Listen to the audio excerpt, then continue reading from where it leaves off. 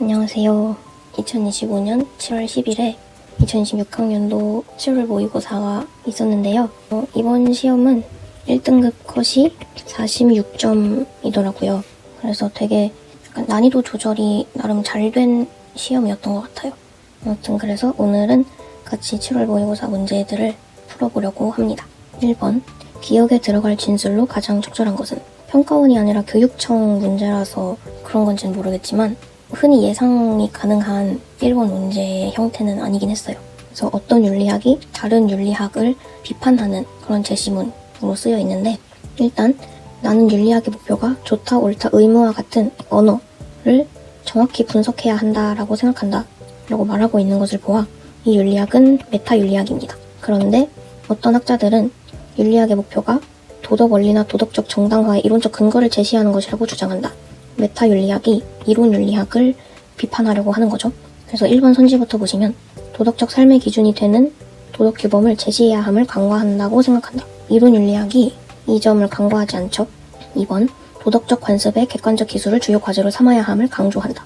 이거는 이론 윤리학도 아니고 메타 윤리학도 아닌 기술 윤리학의 핵심 과제입니다. 3번, 도덕 추론에 대한 논리적 구조 분석에 주력해야 함을 강조한다. 네, 이것이 바로 메타 윤리학의 핵심 과제이고 이론 윤리학이 강화한다라고 볼 수 있기 때문에 3번이 정답이었습니다. 4번, 도덕적 용어의 의미 분석을 중점 과제로 삼아야 함을 강조하지 않고 오히려 간과한다라고 이야기할 수 있겠죠.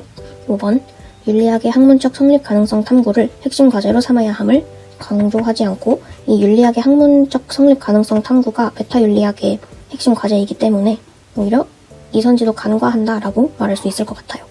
그래서 정답은 3번이었고, 2번, 가불 사상가들의 입장으로 가장 적절한 것은? 이 2번이 오답률 2위, 그래서 60.8%의 학생들이 오답을 적었던 문제인데요. 같이 풀어보겠습니다. 갑, 만인이 만인에 대해 전쟁, 이런 워딩을 보면 바로 갑이 홉스라는 것을 알 수 있습니다. 그래서 홉스 입장에서는 자연 상태에서는 강자이든 약자이든 예외 없이 만물에 대한 권리를 가진다 라고 주장하고 있고요. 을은 재산을 평온하고 안전하게 향유하는 것이 그 사회에 들어가는 목적이다. 이렇게 재산을 좀 밝히는 사람이 로크입니다. 그래서 1번부터 보시면 국가의 권한은 주권자와 개인 사이의 계약으로 발생한다. 주권자와 개인 사이의 계약으로 발생한다라는 말은 계약 이전에 주권자와 개인이 있어야 하는, 그래야 성립이 가능한 선지인 건데요. 홉스의 입장에서 주권자는 리바이어던이죠. 근데 이 리바이어던은 계약 이전에 존재할 수 없습니다. 그래서 이 선지는 애초에 성립이 불가능한 것이기 때문에 적절하지 않고요. 2번, 시민이 주권자의 명령에 복종하지 않아도 되는 경우가 있다. 일단 홉스는 시민은 주권자한테 절대적으로 복종해야 한다라고 봅니다. 그런데 예외적인 상황이 있는데요. 주권자의 명령이 시민의 생명을 직접적으로 위협하는 명령일 경우 복종하지 않아도 된다고 주장합니다. 홉스의 입장에서도 자연권, 즉 생존권은 포기할 수 없는 근본 권리이기 때문에 2번이 홉스의 입장에서 옳은 선지입니다. 3번, 국가의 통치자에게는 신탁된 것 이상의 권력이 부여된다.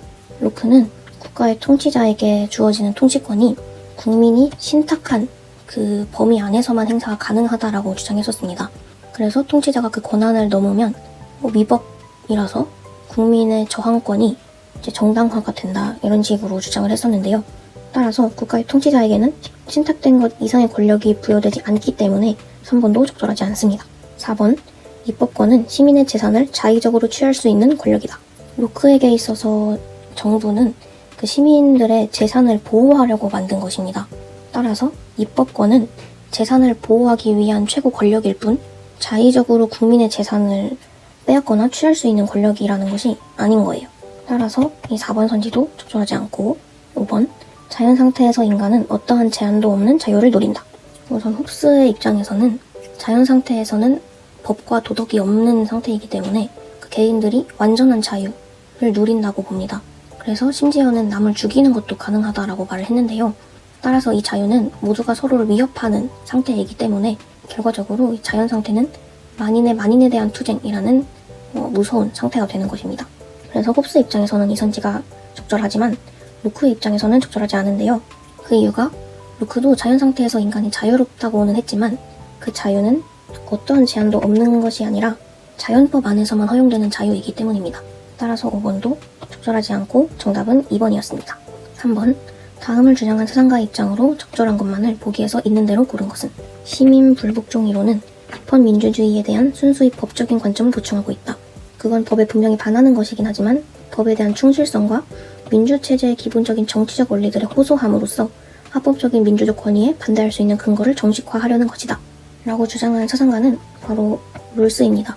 이 제시문만 보면 어떻게 이 사람이 롤스인지 알아챌 수 있는가가 좀 어려울 수 있는데 사실 이 시민불복종 파트에서는 등장하는 사상가가 그리 많지 않기 때문에 각 사상가들의 성격들을 좀 파악해놓으면 이 사상가가 롤스라는 것을 충분히 추론할 수 있습니다. 그래서 바로 기억부터 보면 준법의 의무는 부정의에 반대할 권리와 상충할 수 있다.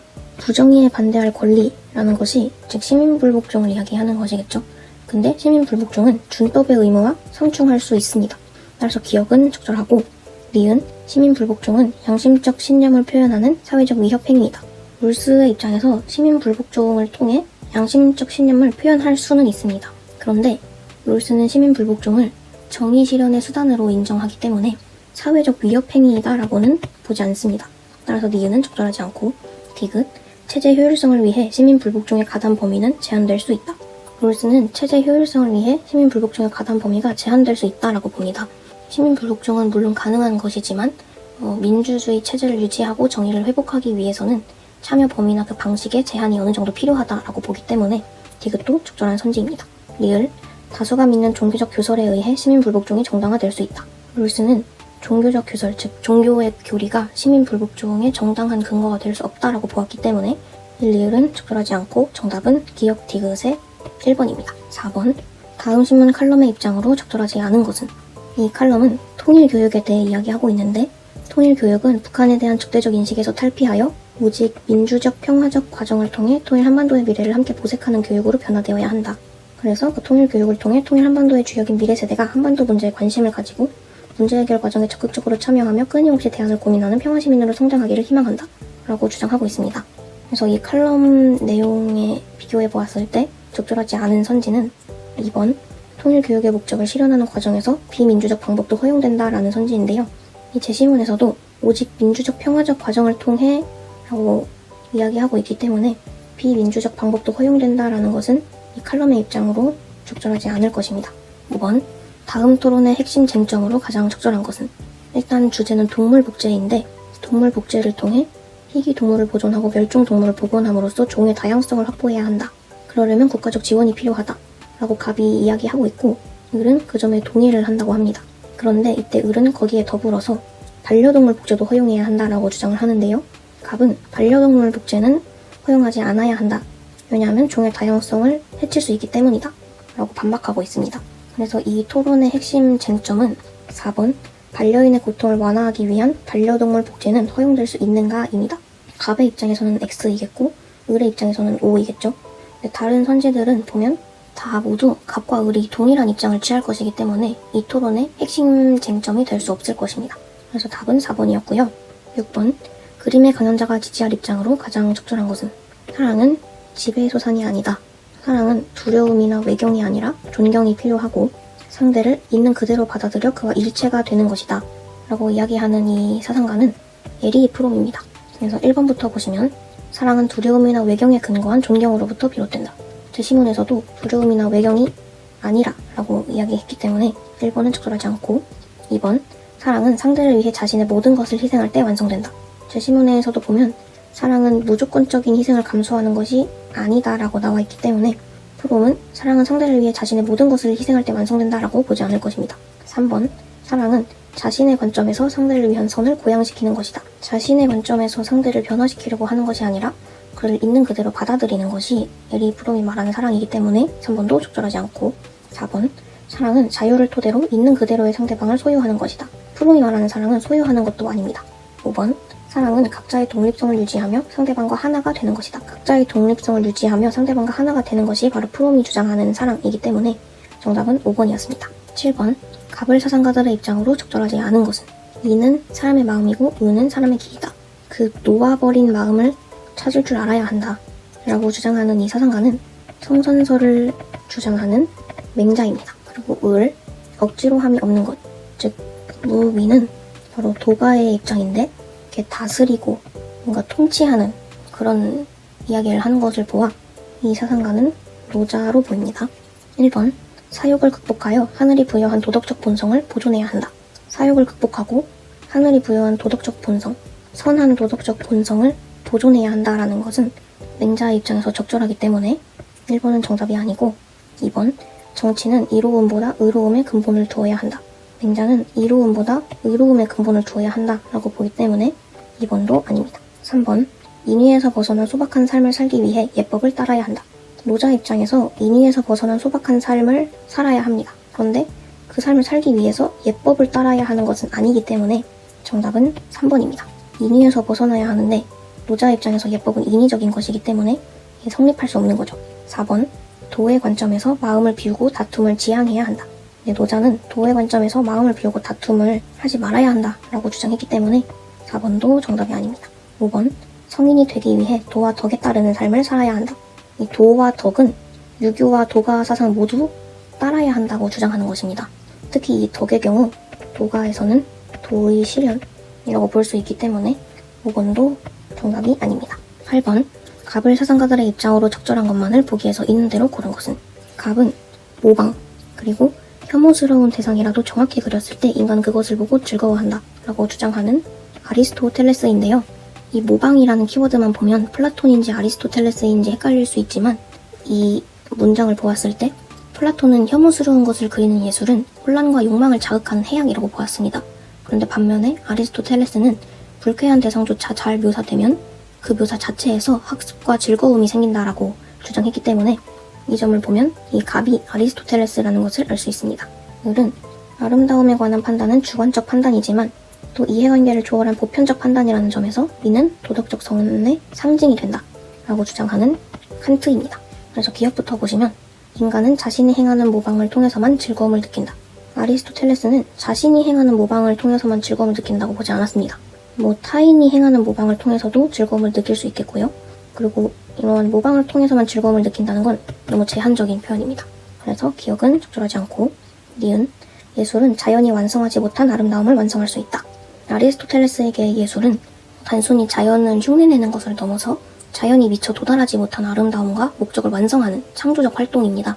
따라서 예술은 자연이 완성하지 못한 아름다움을 완성할 수 있다라는 것은 아리스토텔레스의 입장으로 적절합니다. 디귿 미적 판단과 도덕적 판단은 각기 고유성과 독자성을 지닌다. 칸트의 입장에서 미적 판단은 감성에 근거한 반성적 판단으로 아름답다라고 하는 감성적인 판단입니다. 그리고 도덕적 판단은 이성에 근거해서 내리는 실천적 판단인데요. 그 목적이 행위의 도덕성을 판단하는 것이기 때문에 이 두 가지의 판단은 고유한 기준과 기능 그리고 목적이 있어서 각기 고유성과 독자성을 지니기 때문에 이 디귿도 칸트의 입장에서 적절합니다. 리을 미적 판단의 기준은 주관과 관계없이 객관적으로 실제한다. 일단 아리스토텔레스의 입장에서 아름다움은 대상 자체에 들어있는 어떤 조화, 비례, 균형과 같은 특성입니다. 따라서 사람마다 다르게 느끼는 게 아니라 누가 보더라도 똑같이 존재하는 객관적 기준이 있다라는 것인데요. 그래서 아리스토텔레스의 입장에서 아름다움은 주관적인 감정이 아니라 사물 자체에 있는, 즉 주관과 관계없이 객관적으로 실제하는 것이 맞습니다. 하지만 칸트의 입장에서는 아름다움은 감성에서 시작되는 주관적인 판단입니다. 따라서 이 리을은 적절하지 않습니다. 그런데 그 칸트의 입장에서 미적 판단은 주관적임과 동시에 보편성을 기대할 수 있는 특수한 판단이라는 점도 알아두면 좋을 것 같고 정답은 니은 디귿의 3번입니다. 9번 갑을 사상가들의 입장으로 적절한 것만을 보기에서 있는 대로 고른 것은 갑은 어떤 종류의 폭력이라도 또 다른 폭력을 낳는다. 직접적 폭력, 구조적 폭력, 문화적 폭력 이렇게 폭력의 삼각형을 주장한 갈퉁입니다. 을은 세력 균형 체제에서 각국은 경쟁국이 자국의 권력 지위를 탈취하지 않을까 불안한 가운데 살고 있다. 모든 국가는 자기 이익을 지킨다 라고 주장하는 모겐소입니다. 기억부터 보면 비의도적인 폭력은 의도적 폭력을 발생시킬 수 없다. 갈퉁의 입장에서 비의도적인 폭력이라도 의도적인 폭력을 발생시킬 수 있기 때문에 기억은 적절하지 않고 니은 국가 간 세력 균형이 없는 곳에서는 국제법의 실효성이 담보될 수 없다. 국가 간 세력 균형이 없는 곳 모겐소의 입장에서 국제사회는 힘의 논리로 움직이기 때문에 국제법도 당연히 세력 균형 위에서만 실효성을 가집니다.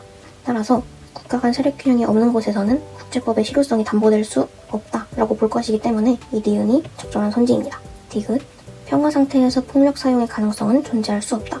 갈종의 입장부터 보면 갈종에게 평화 상태는 소극적 평화 상태와 적극적 평화 상태가 있습니다. 소극적 평화 상태는 직접적인 폭력이 사라진 상태인데 하지만 구조적이거나 문화적인 폭력이 남아있어서 폭력 사용의 가능성이 있습니다. 적극적 평화 상태에서는 직접적, 구조적, 문화적 폭력이 모두 사라진 상태이기 때문에 그 가능성이 없을 것이라고 예상을 할 수는 있지만 우선 선지에서 평화 상태에서 폭력 사용의 가능성은 존재할 수 없다라고 이야기하고 있기 때문에 이 앞에 소극적이라는 말을 붙이면 갈증의 입장에서 적절하지 않은 선지가 됩니다. 그리고 모견수의 입장에서는 평화 상태라는 것은 힘의 균형이 만든 임시적 상태입니다. 따라서 폭력 사용의 가능성이 언제든지 나타날 수 있는 것인데요. 그래서 디귿은 갑과 을 모두 동의하지 않을 선지이기 때문에 정답은 니은의 1번입니다. 10번 그림은 형성평가 문제와 학생 답안이다. 학생의 답이 옳게 표시된 것만을 기억 리을 중에서 고른 것은 성스러운 돌. 이 단어만 보아도 이 사상가가 엘리아데라는 것을 알 수 있습니다. 엘리아데의 입장에서 기억, 종교적 인간은 자유물 그 자체를 숭배의 대상으로 여긴다. 이 문제는 아니요라고 대답해야 합니다. 그리고 니은, 종교적 인간에게 자연적 실제와 초자연적 실제는 공존한다. 이 문제는 예로 대답해야 하고 디귿, 비종교적 인간은 종교의 속박에서 벗어날 때 자유롭다고 믿는다. 이 문제 또한 예라고 대답해야 합니다. 일단 비종교적 인간이라고 하더라도 어떤 종교적인 의미를 가진 생활 관습에서 완전히 벗어나지는 못한다라고 엘리아데는 보았지만 일단 그 비종교적 인간 본인은 종교의 속박에서 벗어날 때 자유롭다고 믿는다. 그렇게 생각한다. 라고 엘리아데는 주장했기 때문에 이 문제에는 예라고 대답해야 합니다. 리을, 비종교적 인간은 세속적 일상 의례가 갖는 종교적 의미를 자각한다. 자각하고 있지 않기 때문에 아니요라고 답해야 하고 학생의 답이 옳게 표시된 것은 니은과 리을이기 때문에 정답은 4번입니다. 11번 다음을 주장한 사상가 입장에서 문제 상황 속 A에게 지시할 조언으로 가장 적절한 것은 우리가 무엇을 해야 할지를 지시해주는 것은 쾌락과 고통뿐이다. 쾌락은 오직 양으로만 계산될 수 있다. 라고 주장한 이 사상가는 바로 벤담입니다. 그래서 벤담의 입장에서 제시할 조언으로 가장 적절한 것은 4번입니다. 무기 제작이 인류에게 가져올 쾌고의 총량을 계산하여 행동하세요. 이게 바로 벤담이 제시할 조언으로 가장 적절한 것입니다. 12번 다음을 주장한 사상가의 입장으로 적절한 것만을 보기에서 있는 대로 고른 것은 우리는 현 세대의 존재를 위해 미래 세대의 비존재를 선택하거나 위태롭게 할 권리를 가지고 있지 않다. 새로운 명법은 자신의 행위의 효과와 미래에서 인간적 활동성이 지속되는 것의 일치를 추구한다. 라고 주장한 이 사상가는 요나스입니다. 기억, 책임의 주체인 이성적 존재, 즉 인간만이 책임의 대상이 된다라는 것은 요나스의 입장에서 옳지 않습니다. 책임의 대상이 아니라 주체가 되어야 하죠. 니은, 공포의 발견술은 선을 탐구하도록 돕는 방법이 된다. 근데 이 공포의 발견술을 통해서 더 나은 선택을 하도록 도울 수 있기 때문에 이 니은은 적절한 선지입니다. 디귿, 인류 존속을 가능하게 하는 제반 조건을 위협해서는 안 된다. 그렇죠. 인류 존속을 가능하게 하는 어떤 주변의 관련 조건들을 위협해서는 안 됩니다. 리을, 기술 발전에 따른 인간의 권력 크기와 책임 범위는 비례한다. 요나스는 기술이 발전하고 인간의 그 권력이 커짐에 따라 책임 범위가 비례하게 커진다. 라고 보았기 때문에 리을도 적절한 선지이고 정답은 니은, 디귿, 리을의 5번입니다. 13번 갑을 사상가들의 입장으로 가장 적절한 것은 갑은 인연, 그리고 태어남을 인연하여 늙음, 병듦, 죽음, 이게 괴로움이다. 이렇게 이야기하는 것을 보아 석가모니이고 을은 진이는 태어남을 기뻐하지도 죽음을 거역하지도 않는다라고 주장하는 장자입니다. 1번부터 보면 삶과 달리 죽음은 인간이 겪을 수밖에 없는 고통이다.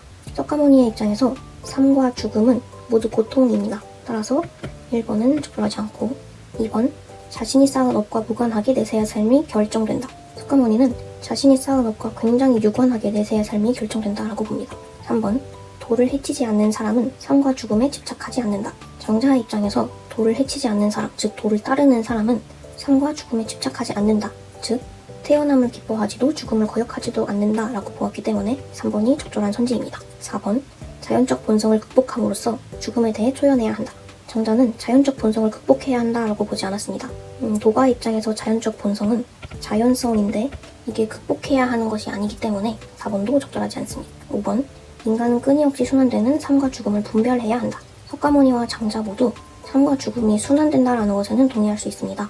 그런데 그 둘을 분별해야 한다라고는 보지 않기 때문에 정답은 3번입니다. 14번 갑을 사상가들의 입장으로 적절한 것만을 보기에서 있는 대로 고른 것은 갑은 원조의 목적은 질서 정연한 국제사회의 구성원이 되도록 하는 것이다 라고 주장하는 것을 보아 롤스이고, 을은 원조의 칭호는 어떤 사람이 절대 빈곤에 처해 있고 다른 사람이 그것에 상응하는 도덕적 의미를 가진 것을 희생함이 없이 도울 수 있을 때에만 적용된다 라고 주장하는 칭호입니다. 기억, 질서 정연하지 않은 모든 사회가 원조 대상인 것은 아니다. 그쵸, 롤스 입장에서 질서 정연하지 않은 사회는 원조 대상이 되어야 하지만 만약 그 사회가 무법국가 그리고 너무 위협적인 사회라면 원조 대상에서 제외될 수 있다 라고 보았기 때문에 기억은 적절하고, 니은 모든 인간이 인류의 복지에 동일한 책임을 져야 한다.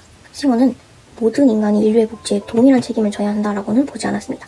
디귿 원조 주체에 큰 희생이 없더라도 절대 빈곤국을 원조하지 않아도 되는 경우가 있다. 그쵸, 싱어는 공리주의자의 입장에서 굉장히 열려있는 사고를 하는 사상가이기 때문에 그런 경우가 있다라고 볼 것입니다.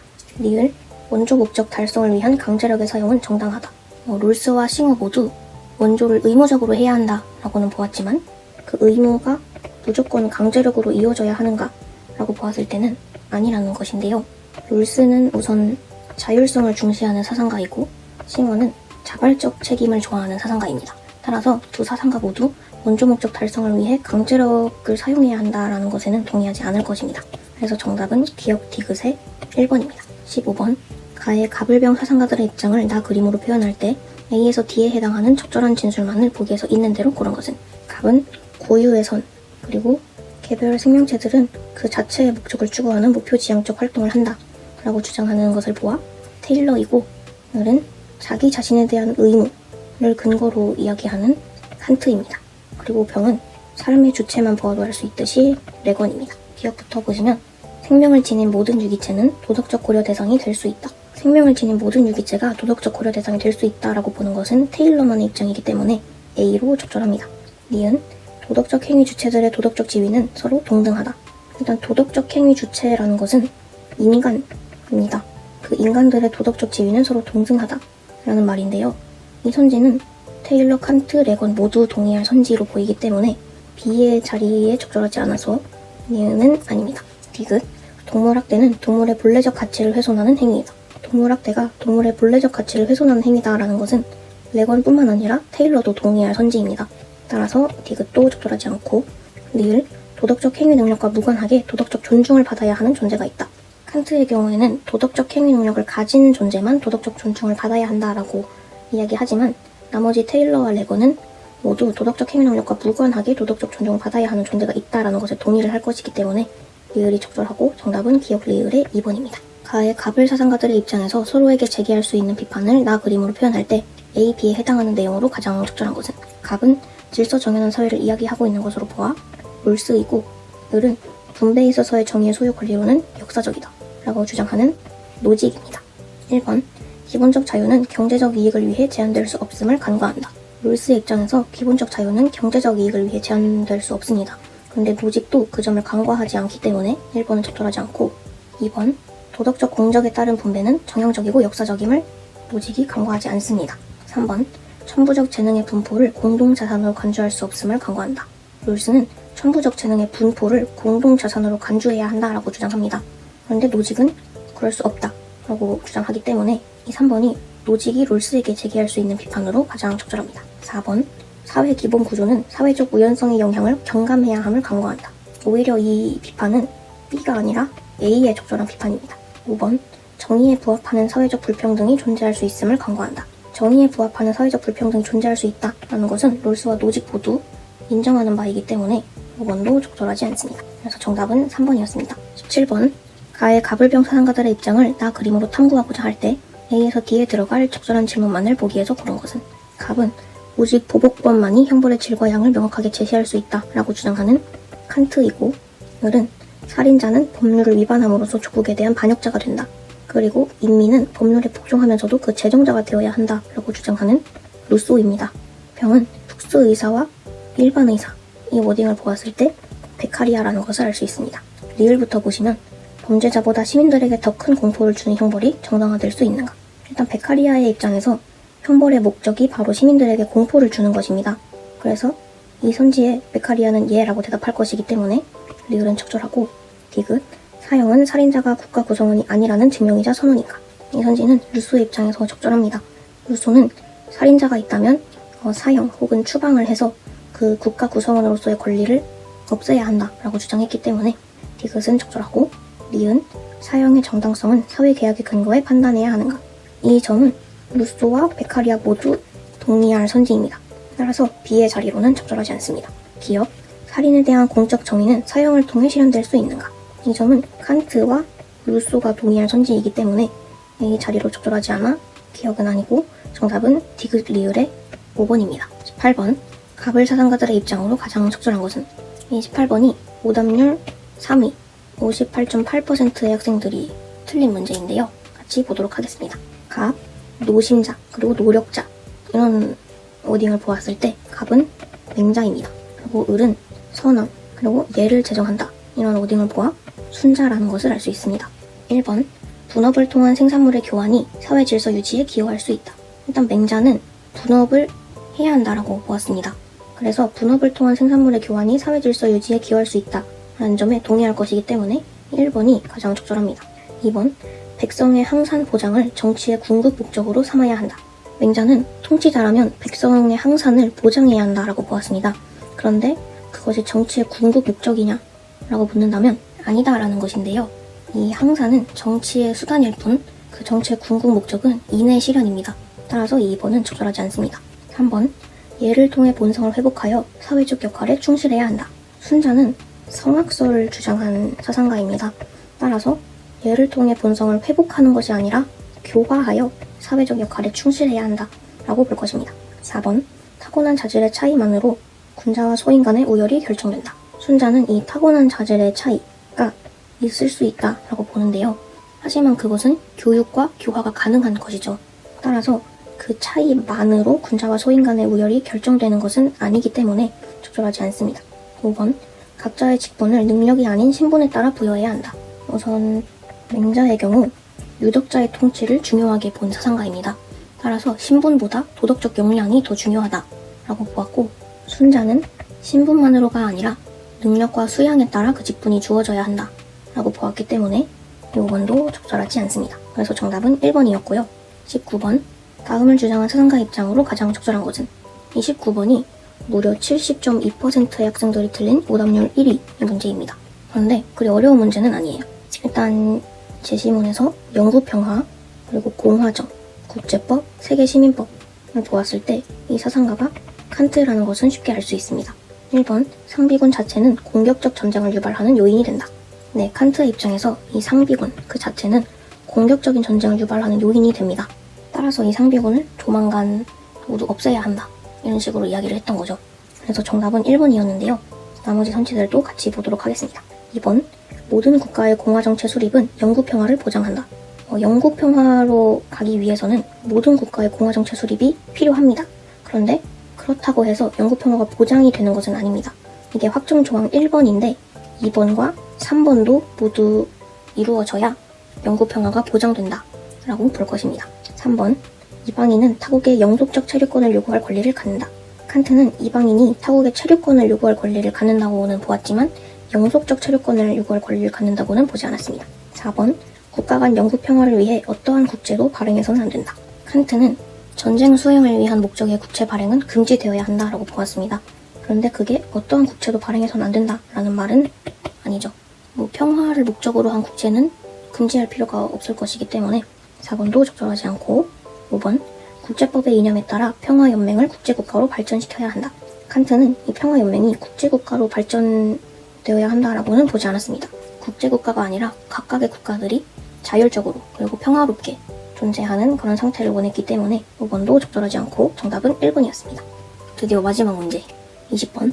갑의 입장에 비해 을의 입장이 갖는 상대적 특징을 그림의 기억에서 미음 중에서 고른 것은? 갑은 인공지능은 도덕적 행위 주체로서 도덕적 지위를 지닌다.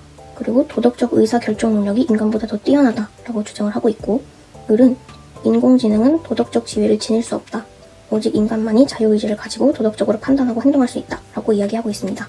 이 갑의 입장에 비해 을의 입장은 인공지능의 도덕적 지위를 인정하는 정도가 낮고, 인간만이 도덕적 행위 주체임을 강조하는 정도는 높고, 도덕적 의사결정에 있어 인공지능이 인간보다 우월함을 강조하는 정도는 낮기 때문에 정답은 리을 4번입니다.